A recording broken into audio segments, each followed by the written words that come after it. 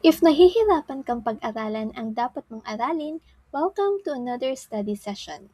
We'll break today's topic into simple, easy-to-remember ideas.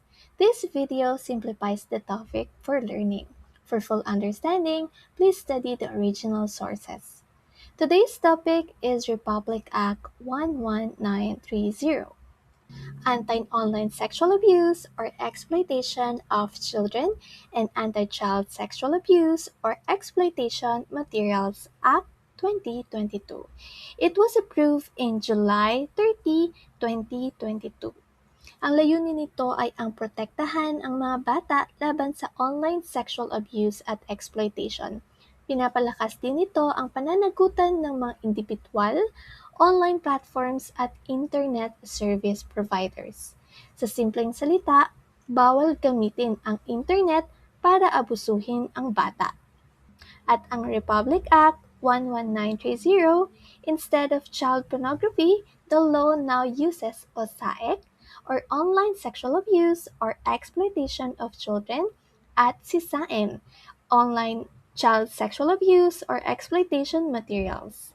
It amended RA 9160 at repealed RA 977. Balikan natin, ano ang OSAEC? Or online sexual abuse or exploitation of children.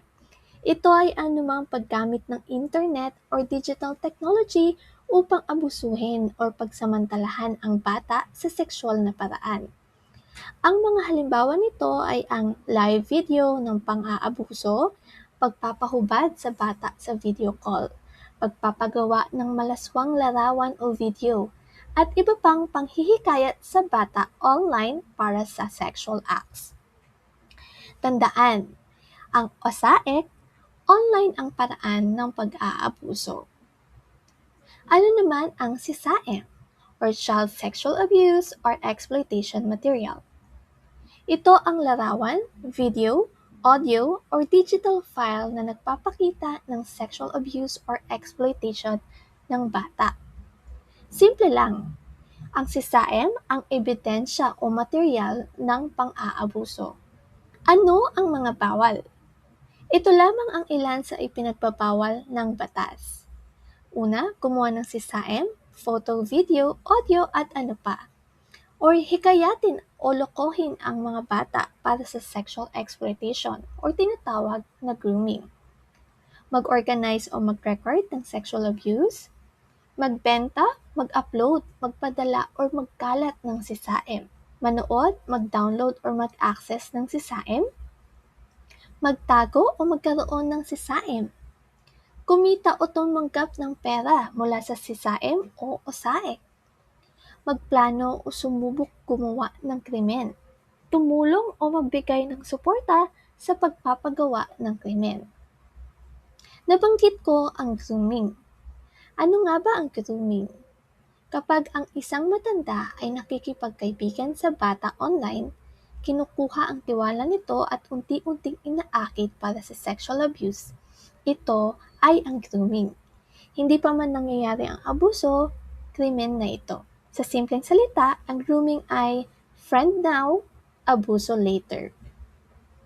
Bukod sa mga matatanda, sino ba ang pwedeng makulong?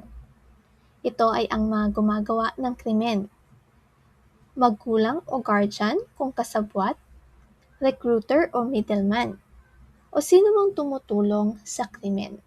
Ano naman ang tulong para sa bata? Kung ang mga bata ay naabuso na, ang mga tulong na maaaring ibigay sa kanila ay ang medical care, counseling, legal assistance, safe shelter, livelihood training, and educational assistance. Panghuli, upang mas madaling matandaan ang Republic Act 11930, tandaan ito. 1. Isang bata, isang internet, 9 ways to protect at 30 kung saan July 30, 2022 ito naprubahan. Yun lamang, sana naging madali sa inyo ang pag-aaral ng batas na ito. Kung gusto mong sanayin ang iyong kaalaman, ito ang video quiz na pwede mong gamitin. Hanggang sa muli!